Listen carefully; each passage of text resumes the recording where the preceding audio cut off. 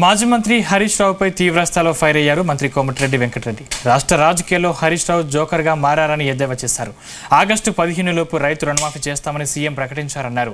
అయితే ఆ ఒక్క హామీ కాదు, మొత్తం 13 హామీలు నెరవేర్చాలని, లేదంటే రాజీనామాకు సిద్ధం కావాలని హరీష్ రావు సవాల్ చేశారన్నారు. డూప్లికేట్ రాజీనామా లెటర్ పట్టుకుని అమరవీరుల స్తూపం దగ్గర రాజీనామా డ్రామాలు చేస్తున్నాడని మండిపడ్డారు. అధికారం పోయాక హరీష్కు మతి భ్రమించిందన్నారు. కనీసం 100 రోజులు ఉపాధి ఇవ్వాలి అని చెప్తే ఇవాళ 180 రూపాయలు పెరిగి ఇలాంటి దరిద్రుడు పాలించిన కేసీఆర్ 10 ఏళ్లలో నిజంగా ఆ పథకం లేకుంటే లక్షల మంది చనిపోయారు ఆకలి చావులతో. అందుకనే కాంగ్రెస్ పార్టీని విమర్శించడం మానం. తెలంగాణ ఇస్తాంటే ఇచ్చినాం. ఆగస్టు 15 మా ముఖ్యమంత్రి గారు ఇచ్చిన మాట నిలబెట్టుకుంటాం. అలా మంత్రివర్గంలో సభ్యునిగా మా ఎమ్మెల్యేలు మేమందరం కూడా రైతులకు మాటిస్తున్నాం. ఈ డ్రామారావు, ఈ అవులేష్ రావు మాటలు మళ్ళొక్కసారి ఇవాళ మోసం అని తెలిసిపోయింది కదా. ఎంత పిరికి పని అంటే ఎమ్మెల్యే పదవి వదిలిపెట్టుకుంటాను భయపడుతున్నాను. నాయన మంత్రి పదవి తీసి అవతల పడేసిన నేను. నిజంగా రైతుల ప్రేమ ఉంటే నీదేం డ్రామా? కనీసం మెదక్లో డిపాజిట్ తెచ్చుకోవాలి.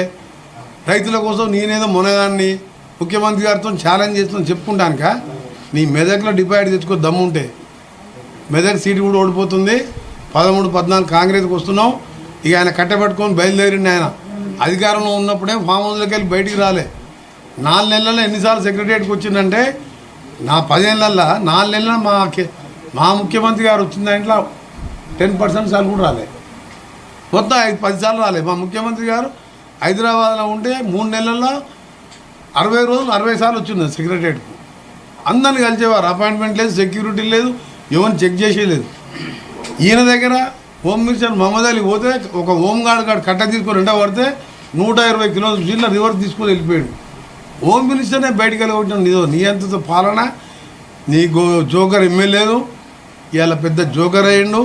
హరీష్ రావు వాళ్ళ ప్రజలను మోసం చేస్తున్నాడు. ఆ రోజు అగ్గిపేట దొరకలేదని మోసం చేసి మా పిల్లల్ని చంపిండు. ఇవాళ రైతుల మీద ప్రేమ ఉన్నట్టు ఒలకబోస్తున్నాడు.